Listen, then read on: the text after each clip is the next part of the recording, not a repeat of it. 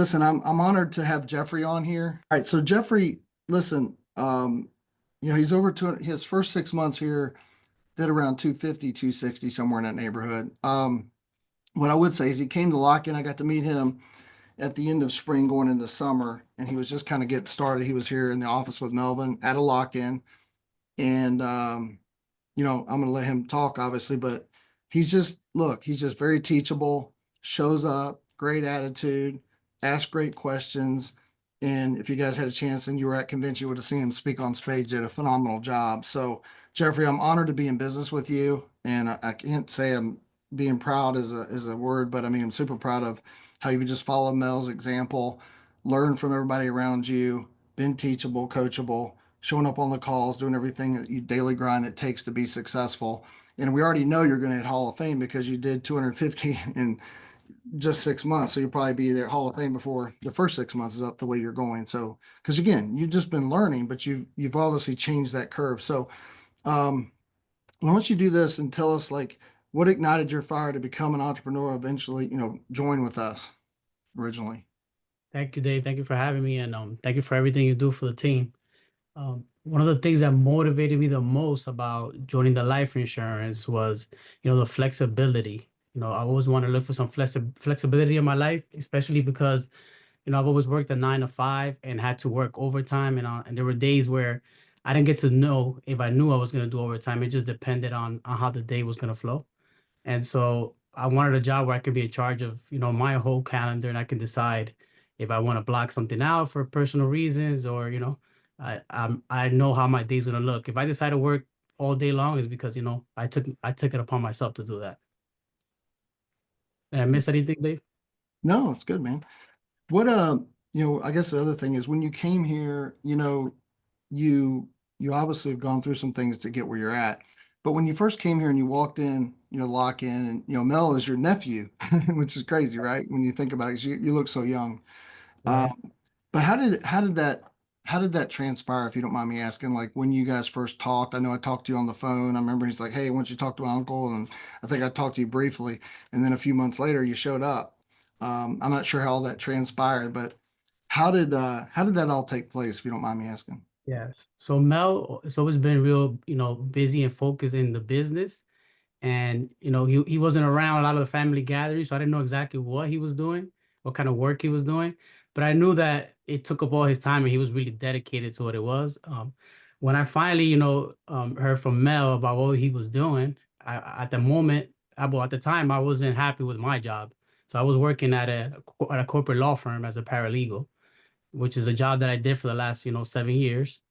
And and I wanted a way out, and I actually, ended up leaving my job before even having a job. I just said, I'm done with this. So I knew I wanted to head in another direction, and then the timing was like perfect because, then there comes Mel and to talk to me about the business. And I looked around for a little bit, and after speaking with Mel about it, I was like, what Mel's doing after hearing what his success, I'm like, this is something I definitely want to do.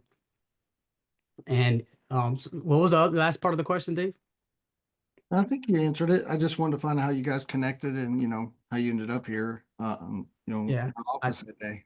yeah, I was fortunate to have a family member in the business, which made it a lot easier for me to make that decision and take that leap of faith and place trust in the whole process. And I know there are a lot of people that don't have that same luxury of knowing someone in the business or having a relative in the business. And so, it's important to look around for people like me, people like, that can share their story and tell people, this is a good business to join, and this is our success, and this is what we do to get where we get to. Yeah, you mentioned early on too about flexibility, but I know the flexibility you're using is to propel your career, right? What I mean by that is, yes, you have flexibility, but I also know how hard you work. Can you just talk about like the schedule, the discipline, and the structure that you have in place that's allowed you to have such a fast start? Yeah. So when I say, yeah, you're right. When I say flexibility, I don't mean like I don't want to work a lot or I want to just, spend a lot of time just doing other things. No, I work a lot. I work a lot of hours. There are 10-hour days, which is usually the norm. And the structure that I have is just, I try to in the mornings, take care of my exercise and that kind of stuff so I could get my mind right and stay focused. And a lot of the structure is just, really showing up. That the discipline is what, really determines what kind of structure you're gonna have. If you don't have discipline, it's gonna be harder. You could say I'm gonna work 10 hours a day, but if you don't have that discipline, it's gonna be real tough for you to spend all that amount of time, and also to keep on, and have that positivity also with it. Yeah. So how have you stayed mentally tough and focused when the odds feel like they're against you some days? Yeah. Well, that part, it's important to surround yourself around the right people, have that support behind you. There are days where I might do better than the guys I learned from, and there are days that they do better than me. So, you can't judge it just based off one day. And it's good to see the guys winning. And when they win, you feel like you're winning too, and you're getting closer to that win. And so that's really part of it for me. It's just to be around the right kind of people. If you're, this business, you could be alone somewhere, but you don't, you got to find a Zoom to tap into and plug into that, and that's gonna help keep you going and motivated. Yeah, I mean, I remember when you came here and you had planned to stay a few days and you ended up staying an extra week. What convinced you to do that? Because I mean, going back, if you look back and you don't stay that week, that could change a lot of things. Yes. And so, yeah, I learned a lot of things in the lock-in, and instead of going back home right away, I was like, this is a good opportunity to stick around and really start to implement a lot of the things that I learned.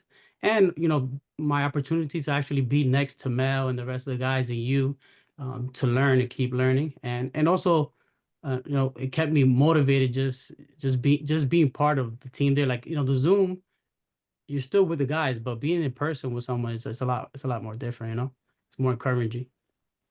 Yeah, and you guys we showed the lock-in earlier, and I say this, whether you come here, whether you go to a lock-in, how it can change your life, because it literally has changed Jeffrey's life. He doesn't come here, he may not still be in this thing. And I saw Tom make a comment, and watching him do what he did this year, I know that helped him as well. So I want to tell you guys how important it is to get to lock-ins any chance you get, no matter where it might be, around the right people can definitely propel your career. Um, here's a question for you. I was talking to Mel a little bit about you today. So anyway, what's the funniest client you've ever had and why? Oh, a lot of them are funny. Well, one, for example, we do help a lot of veteran leads, and some of them will tell me, "Hey, give me a second, let me put my teeth in my mouth right now," because I'm having a hard time understanding them. I'm like, I can't hear you that well. It's like, give me a second, I'm gonna put my teeth in. That That's kind of stuff. uh, You gotta get a lot of good people. yeah.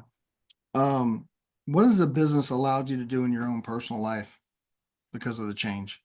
Yeah, well, I've always liked to travel. That's been a big thing for me. And ever since I joined the business, I'm working remote full time. And so I've been traveling around with the guys, with Mel, with Freddie, sometimes with Tom and Madison. So we've gone around to different places. We've been all around, and it's the opportunity to be somewhere new, a new vibe, a new, it feels very fresh every time when you get to travel around. So this business is great in that sense, where it gives you that, even that's also part of the flexibility, so you to be wherever you want and still be able to produce and make a good living. What is and I watch you guys and I enjoy watching you guys, the things you get to do and the place you get to go and eat, but also know how hard you guys work. So it's you work hard, you play hard, right? Yeah, exactly. The association does matter for sure. Let me ask you this: what's your lead flow look like? Yeah. So at the moment right now, I think I'm at like 250 a day. When I started the business, I went head in, after my first week, I went to 300 a day. And I think that was super important, because without the lead flow, without the right without the right leads and the right amount of lead flow, it's very difficult to make things happen. So that's important. That's the life of the business. Is there anything extra special you've been able to do with the income that you've made? I mean, I know being around Mel and anything we're going to teach is going to be to obviously build your business and not spend it all and invest. But even the things you're doing, whether it be your clothes, your suit, obviously that's an investment in your business in my mind. But what is maybe one or two things that you've been able to do, if any, to help someone else, or anything that you think, man, I did this because of this business? Yeah, definitely. Definitely, I was able to move. I was living in New York, and I've been wanting to move from out of New York for some time now. So I just moved last month to Austin, Texas. That was possible not just because of the money I was making in the business, but also because of the flexibility. Back to that, and also buy the work clothes, be able to eat how I want, which is really good. I think that's important. Food makes you happy. I'm pretty sure everybody knows that, right? So get to eat all the good food you like. You work hard, you eat really good, and you get to not try to save money, of course. And I've helped some friends that have gone through some issues too. So it's a little bit of everything. I haven't really spent much on anything specifically. Yeah, I think you had a question there. Do you have a dialer? I think I know the answer, but go ahead and Oh, answer. yeah. So um, I was a little bit unconventional, I think, in the way I started in this business, in the sense that I went all in. I put all my chips in. I was pretty much at Vegas and said, I'm gonna take my shot. And so I got a dialer like within my first month. I got my secretary within my first month.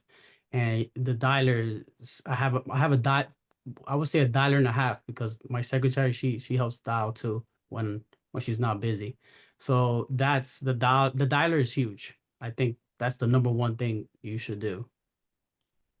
Yeah. Definitely. How many appointments I mean, average, if you had to guess, they would book for you in a day? And I know you're obviously calling and closing between, Yeah. correct? Well, today, for example, I probably had like 30 appointments booked. Yes.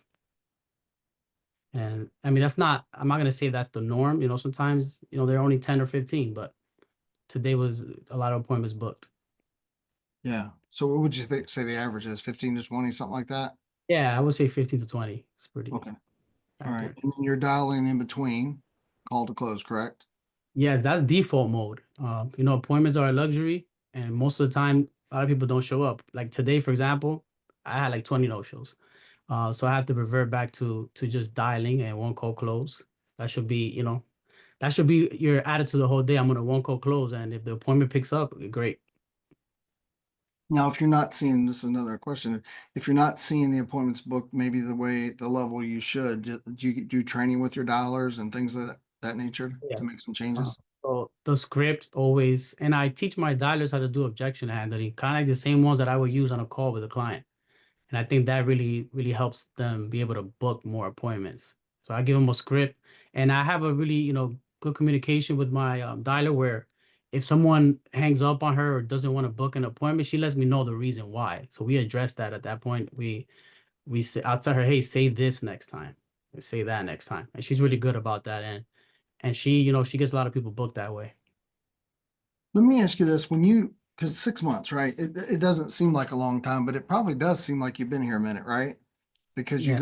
that's one thing I always like to say, if you're in insurance, it's like 7 years, like dog years. It really is. It goes by very fast. So how important it is, I'm saying this in the time management, like if how much you could waste a lot of time if you're not careful is what I'm trying to say, correct? And how do Yes. you control that? So I still struggle a lot with that, right? And especially because I did work a 9 to 5 for a long time, and we have to be honest, when we're in a 9 to 5, we waste a lot of time because we're gonna get paid regardless, right?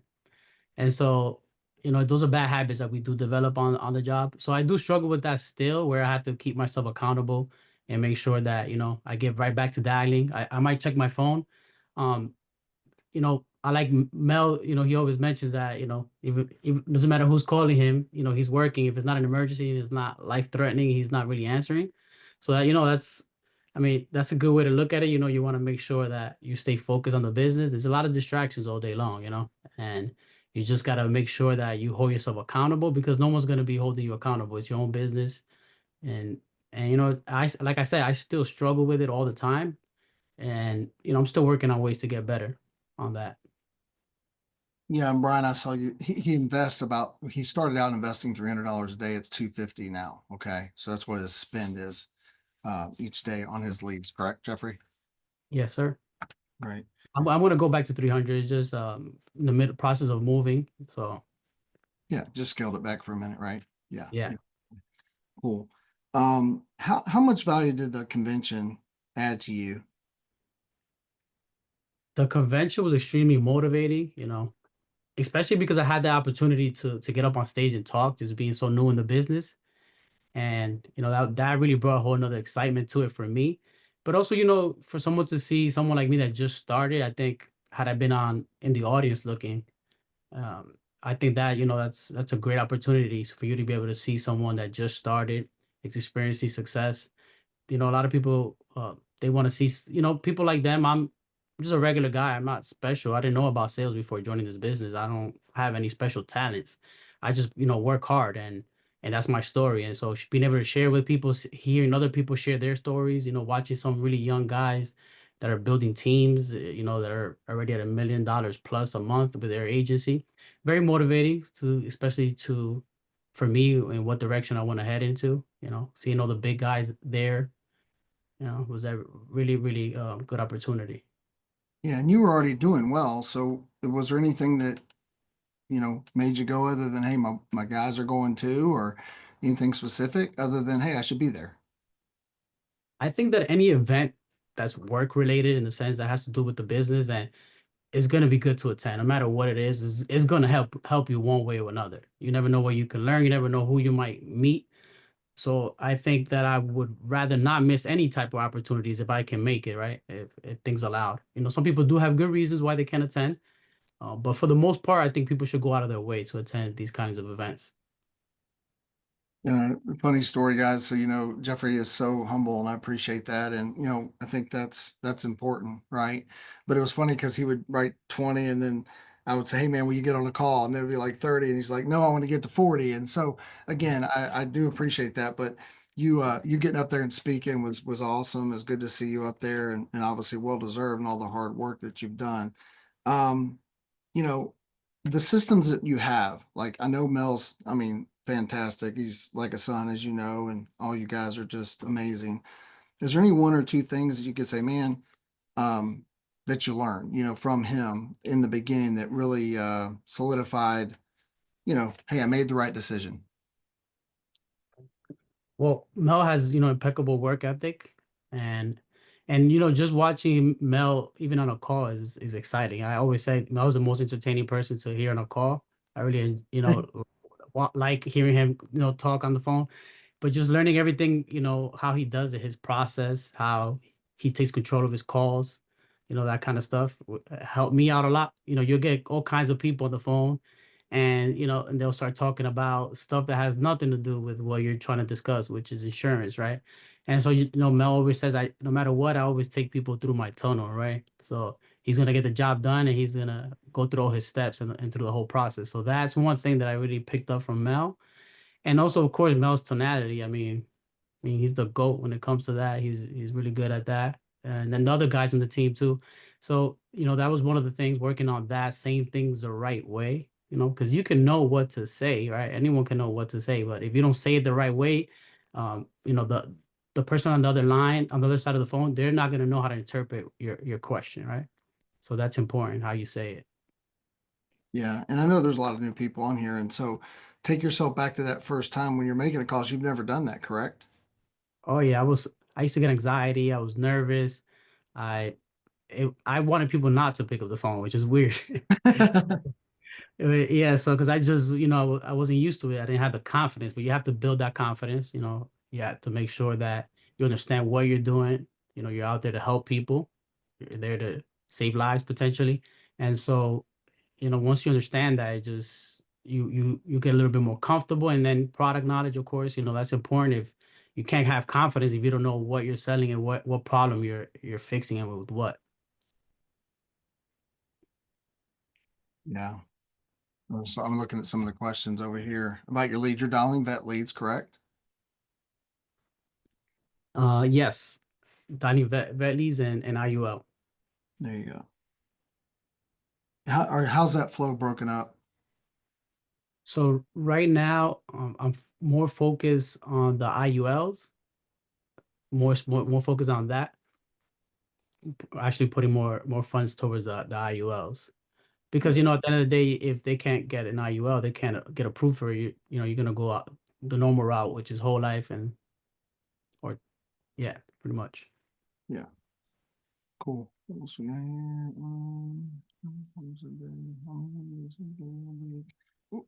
So you're investing about 250 to 300 a week. How many leads would you say you're getting roughly? Right now, on the IUL side, because I invest in Spanish leads, I recently started, selling in Spanish, which which I love. Is becoming a game changer for me. So I get a little bit less leads than most people would on the IUL side because of the Spanish leads. I guess is the market, the ads is not the same, volume wise. I would say anywhere from 15 to 20 a day. It could, because these are, leads with higher intent than usual. Probably on 20 a day. I would say average. Where do you get the Spanish leads from? Somebody asked. Spanish leads from Will. You guys could reach out and we'll give you more information. I don't have that on hand, but it's Will's leads. Okay, cool. Let's see. Yeah, 250 a day is correct. And great question, Marissa. Well, how many people are you talking to today, and what are your activity-based goals do you have? Yeah, so on a daily basis, I try, what I learned from the guys is try to get at least 10 presentations in there. Um, my goal is just to have presentations, right? Get closer to helping someone. And so the more presentations I can have, the better. That's really going to be determined by how many appointments you can have your dialer set up on a daily basis, right? So you can get presentations. And in the beginning, I was, trying to do one call close, and depending on the type of leads you have, it's hard to get people on the phone sometimes. Like I said today, I had like 20 no shows. And so I didn't get that many presentations in. But as long as you're getting presentations in, if even if you're not making a sale that day, you're gaining skill, you're gaining data, and that's gonna help you improve. And when you do get someone on the phone or someone that's serious about buying, or it's really gonna be better for you in the long run. Would This is a question for, would you say the massive action that you took, especially in the beginning, even it might have took you, a few days to kind of get comfortable with the phone, it may have been longer than that, but I'm just saying over that first couple of weeks of just doing the volume, right? Um, you obviously busted the learning curve, would you say? And how did you do that? You just overcame that fear by just dialing and taking action, massive action? Yeah. What changed the game for me was getting the dialer. Like I said, I started doing 10, 12 presentations a day. I mean, I was working a lot of hours. I still do. And just getting that practice, and once you pretty much get that muscle memory, that right there was the biggest thing for me, because once I wasn't nervous anymore, I was already prepared. I was already prepared before I stopped being nervous. So once I stopped being nervous and anxious about getting on these calls, uh I already took off pretty much, the learning curve. What's your best month so far? I think November was my best month. I think I had like 50,000. Right. But you're averaging 40 plus roughly. Yes. Yeah. Okay.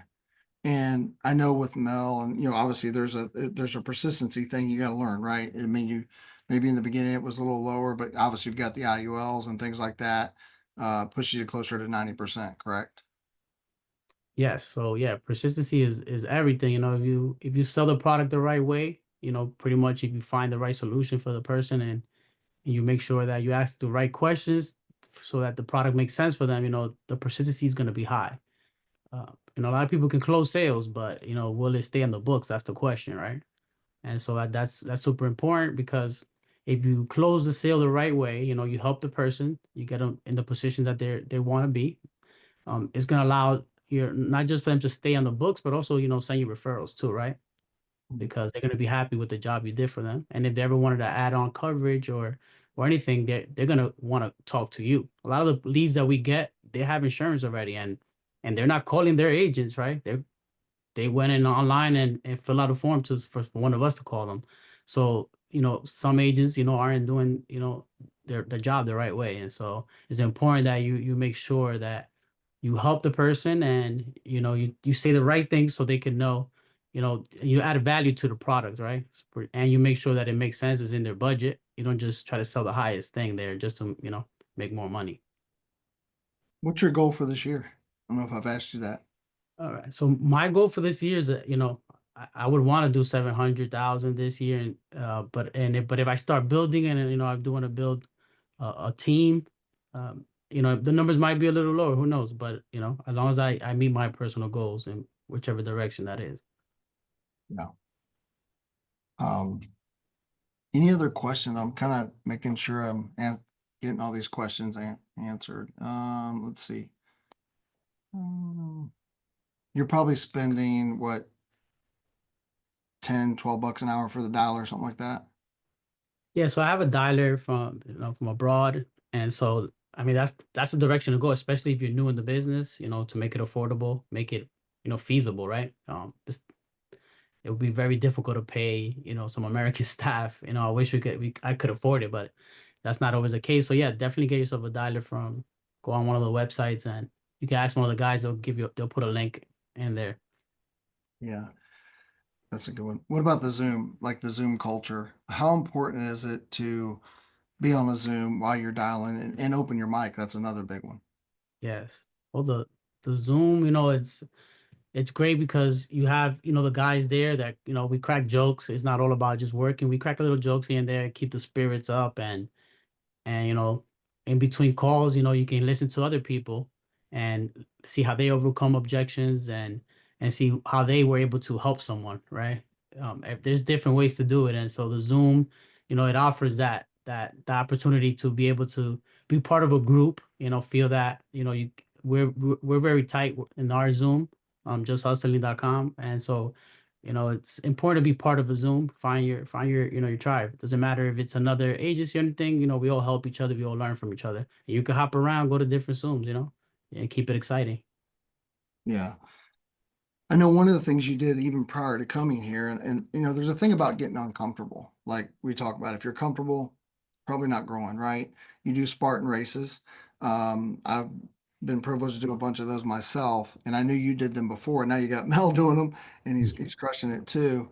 Can you Yeah. talk about like even that specific, like getting up a little earlier, maybe working out, some of those things that are uncomfortable, we don't like to do, how that really helps you in this business because it does. Yeah, you have to really get uncomfortable in this business, because it's not like a kind of job where everything happens the same way every day. You might have an amazing day today. You might have a day like me that I wasn't able to help anyone. I wasn't able to really talk to anyone on the phone. You get a little frustrated.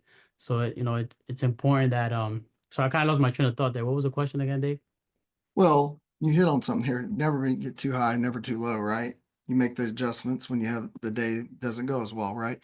I was asking about, being uncomfortable. And I know Okay. that for me, I remember the first one I did in Spartan, it was awful. Like, I mean, I got through it, like, but I mean, I remember how it was tough, right? And so I just continue on to, I think I did 14, 15 on whatever it was, but I remember the challenge it presented to me. So it taught me that it's okay to be uncomfortable. I just know that process. So I'm just wondering how that helped you, along with you getting up earlier, doing those type of things, because you put yourself in uncomfortable situations when you came to this business. I don't think people realize how important it is, in my mind, to exercise, get up earlier, things like not that that's everything, but it does matter. So how did that help you in this business, I guess is my question. Yeah, so getting uncomfortable is important because it forces you to change, right? If you're comfortable, there's no motivation. and and after a while nothing's going to motivate you to want to do something different or try something different. So being uncomfortable, having to get on the phone, maybe like tell myself like, hey, I need to practice, work on this, I need to do that. So it's a really good motivator pretty much to be uncomfortable. People, they rather have it easy, some people, but it's the harder you have it, the more reasons you have to really work harder and fight harder, and you go on survival mode pretty much when you're uncomfortable. And that fight or flight, when you're in fight or flight, you're ready to do whatever it takes to get to your goal. Yeah. And you got uncomfortable because you got an assistant, you got a dialer, you stepped outside the box, maybe invested more money than you thought you might have when you first got here, correct? Oh yeah, I put it all in. I was like, I believed in the business, I believed in what the guys were doing, and so I didn't have any doubts. I don't think, most people don't do that. I took the risk and it paid off because, I saw what was possible. And, I also believed in myself, which is the most important part, right? Because it doesn't matter, what you see around you. Everyone could be making it happen. But if you don't believe in yourself, you're not gonna go have the confidence to put all your chips in and say, hey, I'm gonna invest all the money I have into this business, or take out any loans that I have to take, or do any balance transfers that I had to do so I can, give myself the best shot possible. Yeah, and do you think people don't invest in themselves because they're afraid, because they're not willing to put the work in? That too, yes. Part of it is confidence, not believing in yourself, and that, or they're not. Once you invest the money, it's game time, right? Once you put money into the business, it's game time. You're investing. If you're not doing anything and you're losing money, right? So I think a lot of people probably don't want to invest because they know it's going to require a certain output from them, right? And that's what it really comes down to. The procrastinators, they know what the investment entails. They know that the leads are going to start coming in, and they're going to get out of hand if you don't put the work in and start calling these people. This is kind of, so what is a cost per lead where you feel is, cost effective but warm enough so that it's a reasonable possibility of finding a solution for a consumer who is looking for life insurance? Yeah, I think you should definitely diversify your leads. Like, don't just go into one lead unless it works for you perfectly. For some people, it does. Go ahead, but I think that you want to have at least about like around $12 a lead. A lot of those, so you can stay consistent and be on calls. But then you also want to invest into a higher cost leads that have higher intent and are going to give you the results you want. So you want to be able to have like a mix of leads if possible. They have the same kind of lead, just like some are volumes and some are higher intent. So you do want to mix that up. I did that in the beginning. So I had the high volume and I was getting a lot of leads, probably maybe lower than $12 each. And that keeps you busy. So even if the person doesn't have high intent, it makes you sharpen your skills and you're able to get better at your job because now you're talking to people. It's not cold calling, but you're talking to people that are not really that interested, and then you're able to help them. That only gets you better at it. Yeah. As we kind of get close to wrapping up here, one person's asking, what do you feel like is all in that first month? Like maybe looking back at your first month, what you invested in, what you would consider kind of all in, even though you probably elevated that level a little bit. Yeah, I mean, for everyone is going to be uh customized situation where whatever makes sense to you, right? For me, it makes sense to invest 300 a day, to get a dialer, to get an assistant, because I knew that I needed to be as free from everything to just focus on sales. And so it's really what you can afford. But I think if you're able to get some extra funds out there, if you believe in yourself and you believe in the business, go out there, get a loan.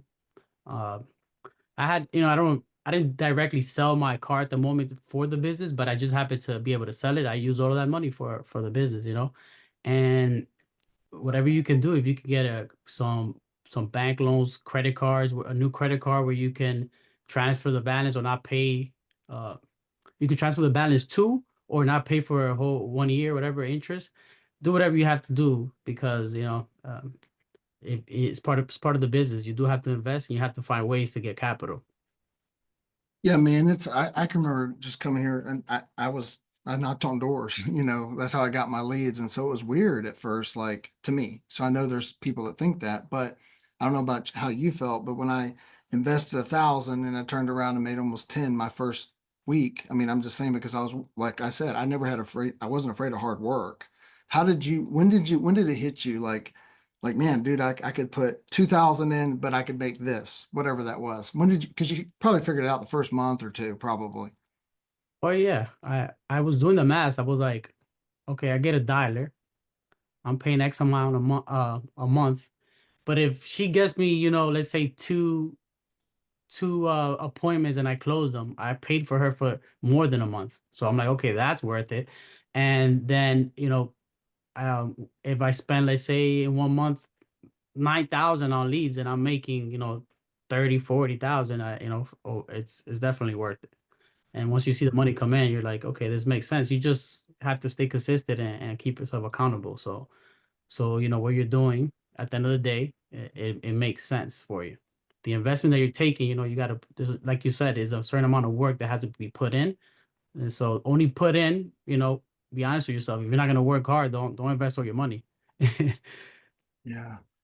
Um, as we kind of, like I said, wrap this thing up, I'll give you, a minute or two to tell us, anything you want to kind of close this call with. But like, man, here's the thing, guys. I want to tell you about Jeffrey. Like, I know Mel. I've worked with Mel. He's like a son.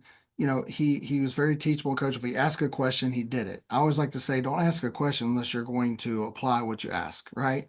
And Jeffrey, I promise you, because I know Mel and I know how that works, like he literally followed the blueprint and he probably didn't question it, right?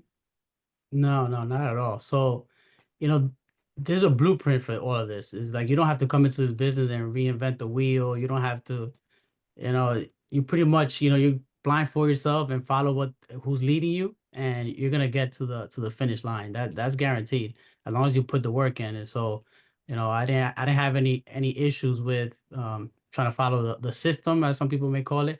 You know, you do have to understand what things are doing, like what's the script doing, why you want to follow this script. That I had a little resistance, I guess, with the script. I wanted to do it my way. I thought I could do it my way, but once you see how effective it is, follow a script, learn it. Don't recite it like a robot, but definitely learn it. And I guess part of what you said before, Dave, like something I wanted to finish off with is, we definitely want to make sure that we're in this business to help people. If we make a lot of money, that's amazing. But at the end of the day, there's people that need our help out there, and that's why they're reaching out. A lot of people can't afford it. Don't put them in a situation where they can't afford it. It's bad for your business. It's bad for them, right? And and it makes some people become too salty about talking to an insurance guy. That's why a lot of people that I help, they say, "Oh, you're great. You didn't push me. You're not a sales guy. You're a real helper." I love hearing that kind of feedback back from the clients, because you can see what kind of people they've been dealing with.